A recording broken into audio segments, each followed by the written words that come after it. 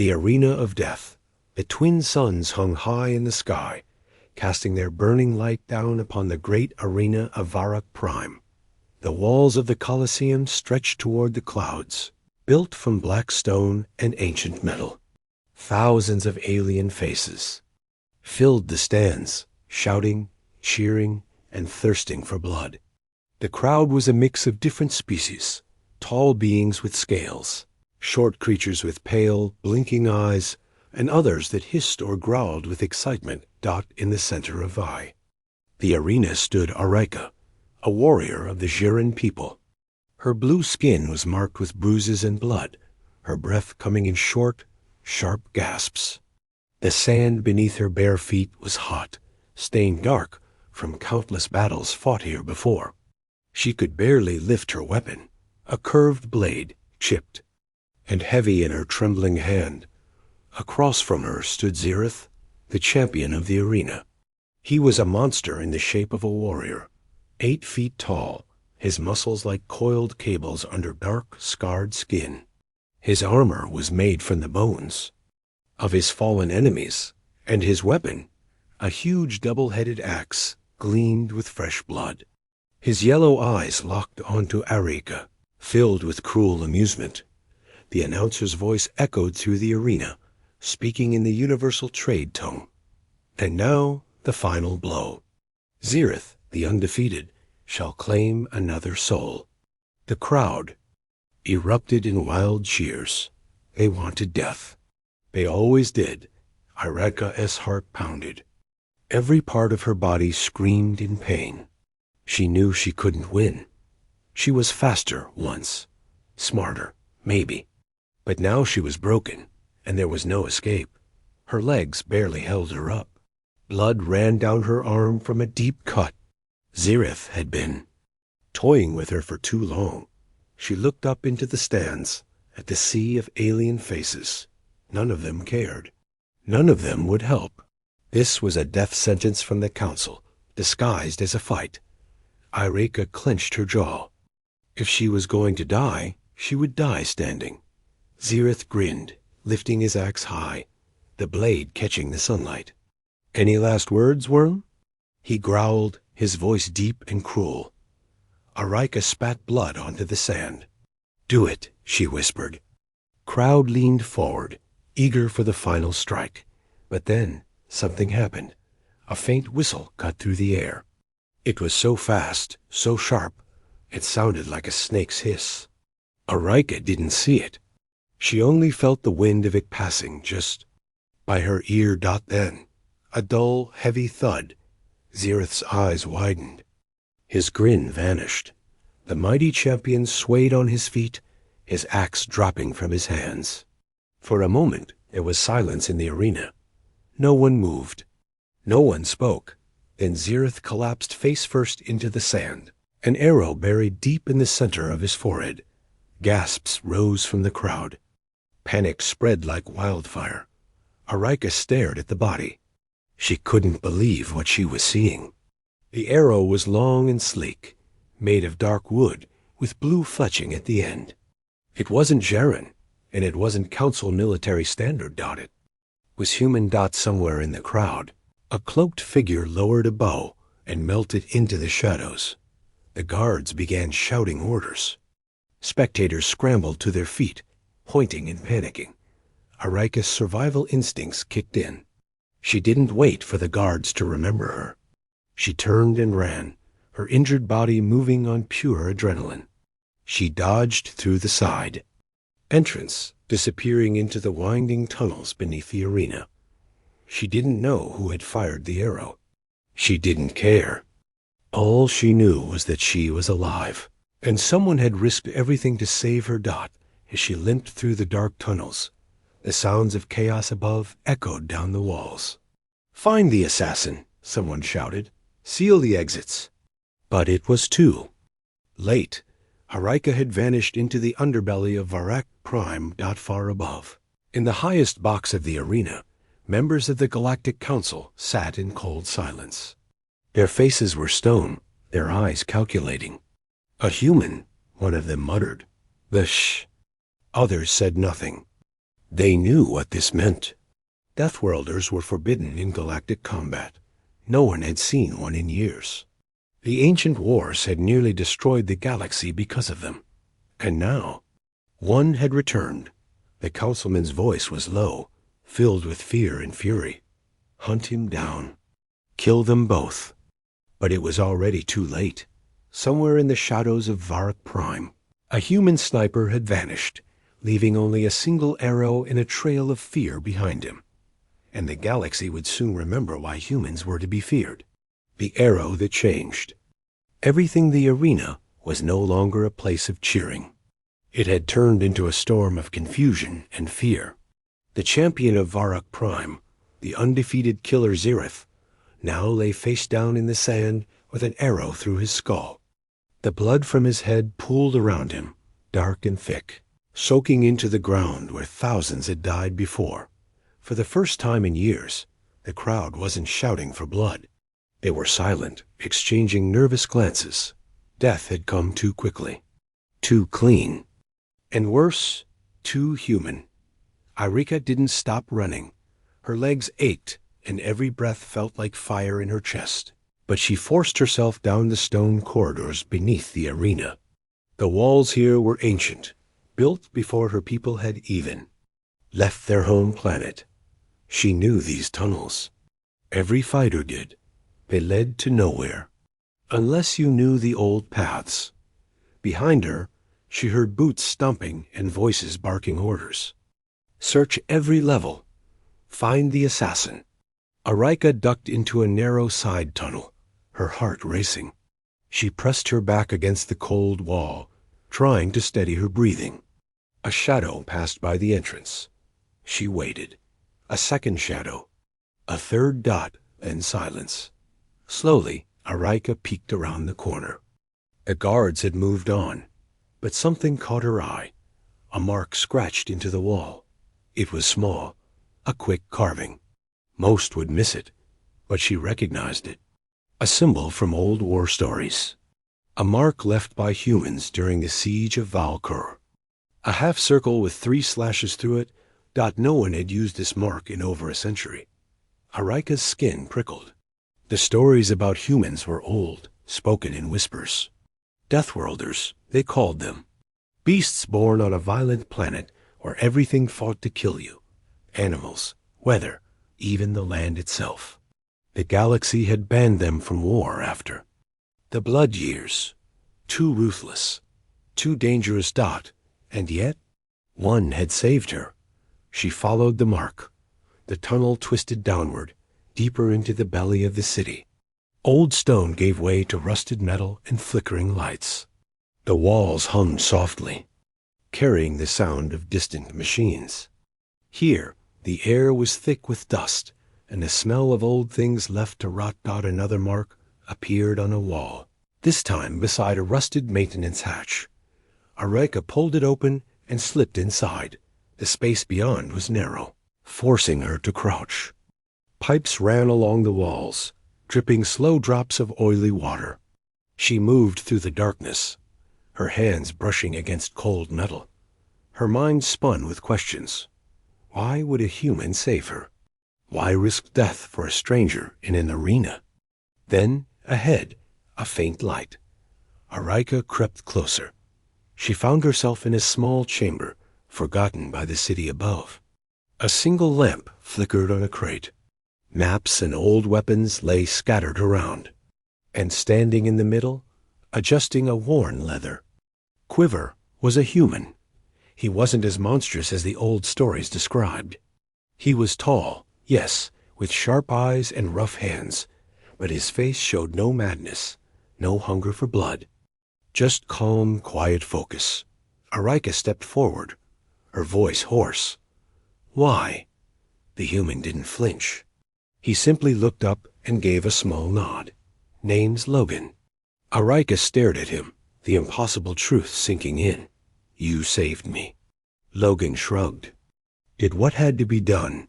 You risked your life. You killed Zirith. He was part of them, Logan said. A council weapon. Their hands are dirtier than his axe ever was.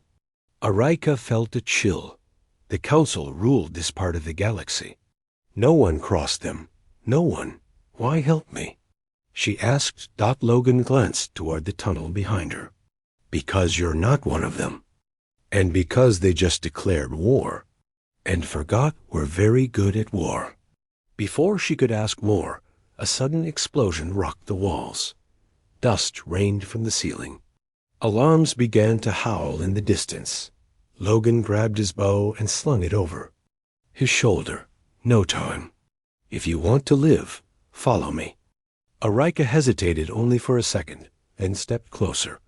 Somewhere far above them, the Council was sealing the city. Guards scoured every level. Ships prepared for lockdown, but it wouldn't be enough. One human had arrived, and the galaxy would never be the same again. The price of mercy, the city of Varak Prime, was in chaos. After the death of Zirith, the streets filled with armored patrols. Drones flew overhead, scanning faces and marking possible threats. The great arena's gates were sealed. No one in, no one out. The Council's orders were clear.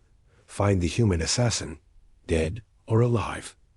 Bounty notices appeared on every public screen. Logan's face filled them, though none had caught a clear image. The posters showed a blurred figure in a cloak, a bow in hand.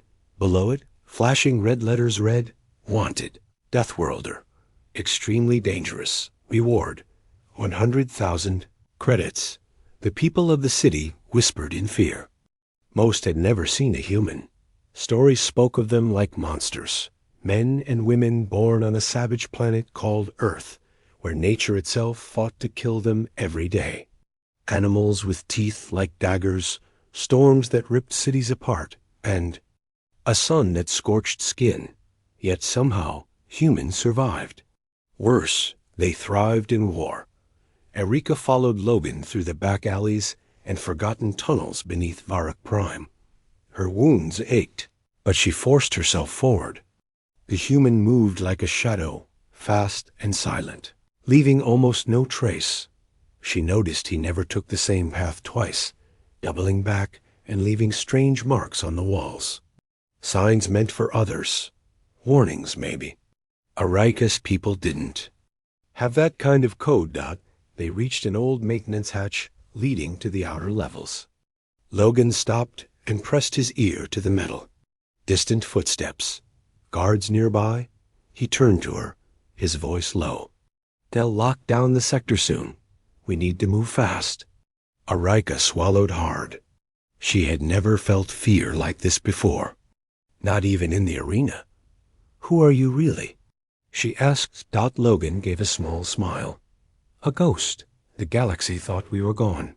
They were wrong. You killed Zirith with one arrow. That shouldn't be possible. It is, if you're human. The way he said it sent a chill down her spine. They moved again, slipping through the cracked walls of the city's forgotten lower levels. Old machines sat rusting, long abandoned. The lights flickered overhead. This was a place no one visited. Anymore, a graveyard of technology. As they passed an old terminal, a broadcast crackled from a half-broken screen. Attention citizens of Varak Prime. A Deathworlder assassin is loose in the city. All civilians must report suspicious activity. Harboring a human is punishable by death. Arika glanced at Logan. Why did you help me? She asked again. He didn't answer right away. Then, in a quiet voice, he spoke. Because I owe someone. A long time ago, one of yours saved me when no one else would. This is my turn. Arika blinked in surprise. She hadn't expected mercy from a Deathworlder. Suddenly, the sound of heavy boots echoed nearby. Patrol squads. Logan's eyes sharpened. He pulled a small device from his belt and tossed it toward a broken pipe. The device let out a soft hum and then burst in a bright flash of light. The guard shouted, rushing toward the noise. Now, Logan. Hissed. They sprinted down a side passage. Arika's lungs burned, her legs barely able to keep up, but she pushed on. Every turn led them deeper into the belly of the city. Finally, they reached a rusted steel door marked with faded symbols. Logan tapped a sequence on the keypad, and it creaked open. Inside was a room filled with old weapons, maps, and strange devices Arika didn't recognize. Symbols of Earth, long outlawed in the galaxy, covered the walls. "This is one of our old bunkers," Logan explained. "We left a few behind after the war. Thought we wouldn't need them again." Arika stepped. Inside, still panting. "What happens now?" Logan closed the door behind them. "Now, we plan. The Council will hunt you too, you know. You were supposed to die in that arena. They won't forget you survived." Arika clenched her fists. "Then I'll fight." A small, grim smile crossed Logan's face. "Good. You'll need to." At that moment, a comm device on the wall beeped. Logan picked it up, listening. A voice crackled through the speaker. "They've sealed the city. No one gets in or out. They've called in an orbital hunter cruiser." Logan cursed under his breath. "They're serious. That ship won't leave until it finds me, or kills every last one of us." Arika's blood went cold. Outside, the sky darkened as a massive ship entered orbit over Varak Prime. The hunt had truly begun. The humans' mission inside the old bunker. The air felt heavy. Dust floated in the dim light, and the steady hum of machines filled the silence. Arika stood by the wall, watching Logan check old weapons and scan through data screens. The room was small, filled with maps, crates, and strange devices with symbols she didn't understand. For the first time, she noticed a flag pinned to the wall, a blue and black cloth with a silver planet in the center. It was Earth's symbol, the symbol of the Deathworlders. The very sight of it was forbidden by Council law. Arika broke the silence. "What are you really doing here, human?" Logan didn't look up from his work. "Not an assassin, if that's what you're thinking." He placed a long, thin knife on the table, its blade reflecting the light. Zirith wasn't just a champion. He was part of a Council program, a plan to bring back the old wars. Arika frowned. Why would they do that? The last human war almost destroyed the galaxy. Logan finally looked at her, his eyes cold. Because peace makes them weak. War makes them rich. He pointed to a map of Varak Prime. Markers dotted the city. Council strongholds, weapons depots, and hidden labs. They've been preparing for years. Training soldiers, building weapons banned by galactic law. Zirith was the first of many. Arika felt her stomach turn. She had always known the Council was corrupt, but this was worse than she imagined. "And you came here alone to stop them?" Logan gave a small grin. "I'm not alone." He tapped a switch on the console. A small holographic display flickered to life, showing faces of other humans scattered across different sectors of the galaxy. Some wore military uniforms. Others looked like merchants, miners, or travelers. But they all had one thing in common. Sharp, cold eyes. "When we left after the war," Logan said, "we scattered. Hid in the dark. But we left people behind. Watchers. And when the Council made their move, we moved too." Arika felt a strange mix of fear and hope. So what now? Before Logan could answer, the comm device crackled again. "Hunter teams moving through the city." A voice reported, "They know where you are." "You have 10 minutes," Logan cursed softly. "It's sooner than I thought." He grabbed a compact rifle from the table and handed Arika a sidearm. "I know you don't trust me, but if you want to stay..." Breathing. "You'll need that." Arika hesitated for only a second, then took the weapon. It felt heavy in her hand. "What's the plan?" she asked. Logan pointed to a map. "We head for the outer ruins. There's an old landing zone there. I called in a ship." "And the Council?" Logan's face hardened. "They'll come after us." But if I can get this data to the fleet, it won't matter. The galaxy will see what they've been hiding. Arika took a deep breath. And let's go.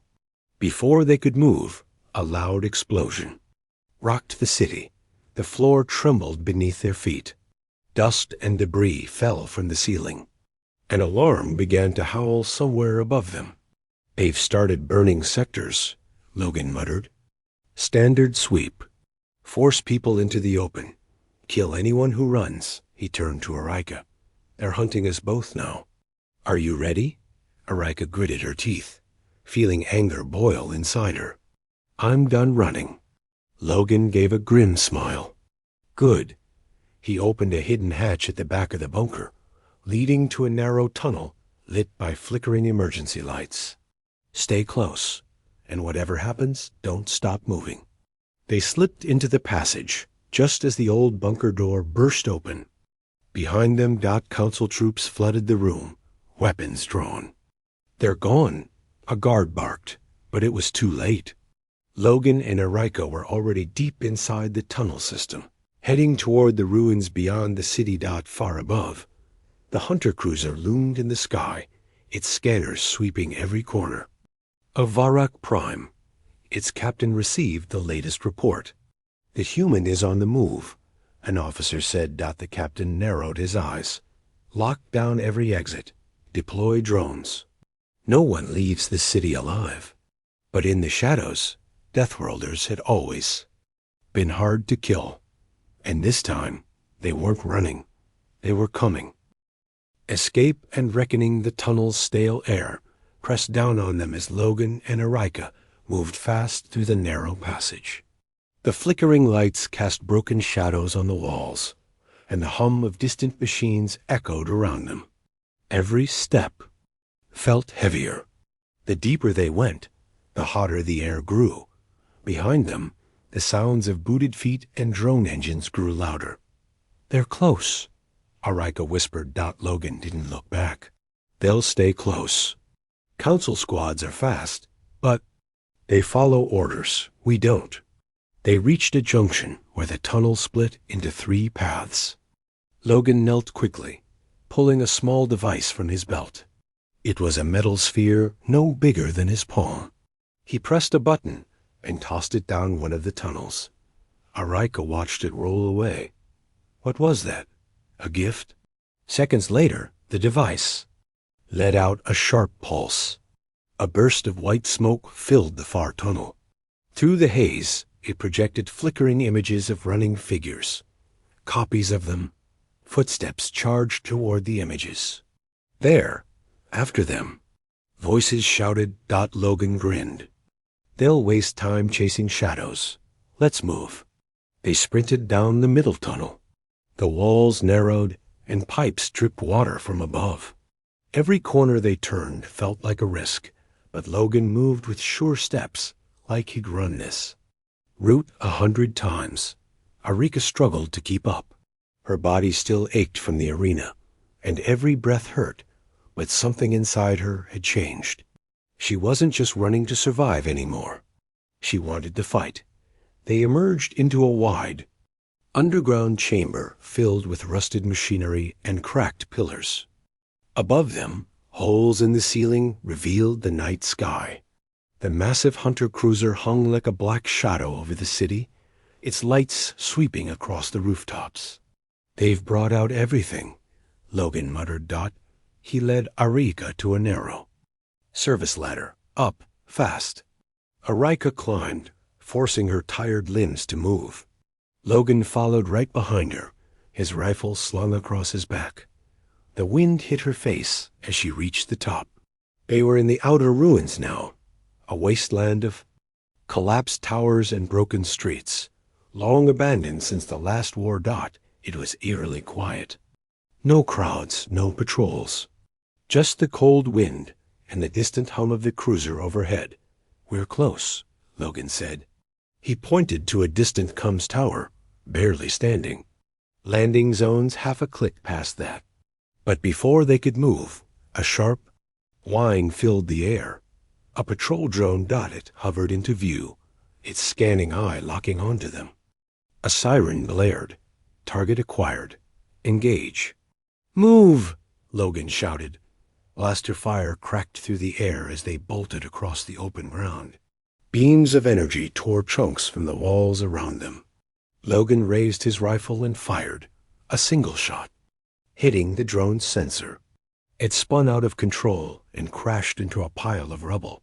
But more drones appeared, dropping from the cruiser above like mechanical insects. Arika ducked behind a fallen wall. There's too many. That's the idea, Logan said, pulling another device from his belt. He activated it, and a signal burst through the comms network. From the shadows of the ruined city. Movement stirred. Other figures stepped into view. Humans. 5 of them, armed and ready. One was tall with gray hair, another short with a scar over her eye. Each carried old, worn weapons that looked older than the city itself. You called, boss, one of them said, grinning. Logan nodded. Time to finish this. The small human team moved fast, taking up positions and opening fire on the advancing drones. Their aim was deadly, every shot precise. Arika watched in shock as the Death Worlders fought. They didn't waste bullets. They didn't shout orders. Every move was clean, silent, and perfect. This is what they're afraid of, she whispered. Now you understand, Logan said. One of the humans tossed a charge into a side building. The explosion took out half a patrol squad moving toward them, landing ships inbound. A voice crackled over Logan's comm. Cover Arika, Logan ordered. She gets on that ship. Arika stared at him. What about you? Logan gave her a grim smile. I've got one last thing to finish. Before she could argue, a human soldier grabbed her arm. Come on, stay low. They raced toward the landing zone. As the ship, a sleek black craft, descended through the night sky, drones and patrol squads swarmed the area, but the Deathworlders fought like wolves, moving from cover to cover, cutting down enemies with ruthless speed. As Arika reached the ship's ramp, she turned and saw Logan, standing alone in the middle of the field, bow in hand. He fired one last arrow, striking down the lead drone. See you up there? He called out. The ship's engines roared. Arika stepped inside as the ship lifted off, leaving the burning city behind. The last thing she saw was Logan vanishing into the smoke. The war for Varak Prime had just begun. Last stand, the ship shot through the night sky, leaving the burning ruins of Varak Prime behind. Arika stood at the window, watching the city shrink into a glowing scar of fire and smoke. The hunter cruiser hovered above it like a predator, its weapons charged and ready to wipe out anything that moved. But something else was coming. Arika could feel it. The human pilot, a calm woman with sharp eyes, turned to her. We won't. Leave him, she said. We bought time for the others to get in position. Arika gripped the cold metal of the railing. You'd risk everything for one man? The pilot gave a small, hard smile. For Logan, every time. Down on the ground, Logan moved like a ghost through the smoke. Council squads spread out across the ruins, drones buzzing overhead, their scanners sweeping for signs of life. Target located, one drone reported. Blaster fire lit up the darkness. Logan dove behind cover, rolling and firing a quick shot that dropped a soldier mid-charge. A second drone swooped down, but Logan's arrow found its core, sending it crashing to the dirt. His comm crackled. Boss, reinforcements in range, a voice reported. Logan grinned through the dirt on his face. Good. Bring the storm. Above Varak Prime, the night sky shimmered, and then, one by one, stealth ships decloaked. Sleek, black human warships with sharp angles and heavy weapons revealed themselves. The largest, the Wraithfall, hovered silently in orbit. Its presence was a message to every council leader watching from their safe palaces. The Deathworlders were back. Fire control ready, a voice reported. Hold until I give the word, Logan said. On the ship, Arika watched in awe as the human fleet materialized. No one in the galaxy had seen so many Deathworlder ships since the Old War. The Council's hunter cruiser quickly realized what was happening. Stealth vessels detected, defensive grid online. But it was too late. On the ground, Logan stepped into the open. A single arrow knocked to his bowstring. He raised it high. For Earth, he said quietly, and fired. The arrow streaked through the air, a tiny, insignificant thing against a warship. But as it flew, a signal burst from its tip. A coded command. The human fleet opened fire. Blue energy beams and railgun slugs tore through the cruiser's hull. Explosions ripped through its engines. The massive ship shuddered under the assault, its shields collapsing in seconds. One of its towers broke apart and fell, crushing Council soldiers below. Arika could hardly breathe. She'd never seen firepower like this. The Deathworlders fought with precision and fury, every shot calculated, every attack lethal. Logan, get out of there. The pilot shouted through the cone. But Logan didn't run. He fired arrow after arrow, cutting down the last remaining Council troops trying to escape. His eyes never left the burning cruiser overhead. One last squad charged him. Logan smiled, drawing his blade. He vanished into the fight. From the Wraithfall, a transmission was sent to every Council system. Proof of the secret weapons program. The forbidden arenas. The lies they told to keep the galaxy in chains. The Council's empire, built on fear, started to crumble. Arika stood at the ship's bridge, watching the cruiser fall from the sky in flames. She felt something rise in her chest, not just relief, but hope. What now? She asked the human captain. The woman glanced at her, then to the battlefield below. Now, we remind them what happens when you wake a Deathworlder. Arika made her decision then. I'm coming with you. The captain smirked. Good. Logan would have liked that. As dawn broke over the burning city, the Deathworlder ships turned away from Varak Prime, leaving a message carved into its ashes. We are not gone. We are watching, and we are coming. The legend of the Deathworlders was no longer a story. It was a warning. And this time, the galaxy would remember. The end.